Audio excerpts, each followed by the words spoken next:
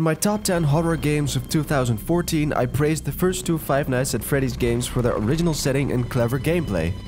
The third and final installment in the series is a worthy follow-up, but in my opinion not as good as the previous games. What's good about Five Nights at Freddy's 3 is the fact that it plays differently from the other two. This time there's only one monster that can kill you. You distract the monster by playing audio cues and by blocking the ventilation system. This is pretty difficult due to devices which you need to reboot regularly, and because some of the old enemies are obstacles you need to avoid encounters with as well. The third game uses the camera system the most, and the monster is actually pretty hard to find, which makes the game challenging. The game is thick with atmosphere and the new 3D models are very well made. There is much more movement added to the monster's animations, and once again, the sound effects are excellent and they play an important part in beating the game. However, there are multiple problems I have with this game. Like the other games, each night starts with an audio tape. Unlike the other games, the audio tapes don't give a clear instruction on what to do.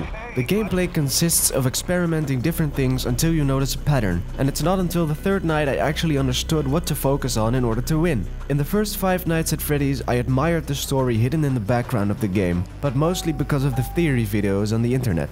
Even when I wasn't familiar with the backstory, the first game still offered a decent storyline on its own. The third one, however, is almost impossible to follow without knowing the backstory.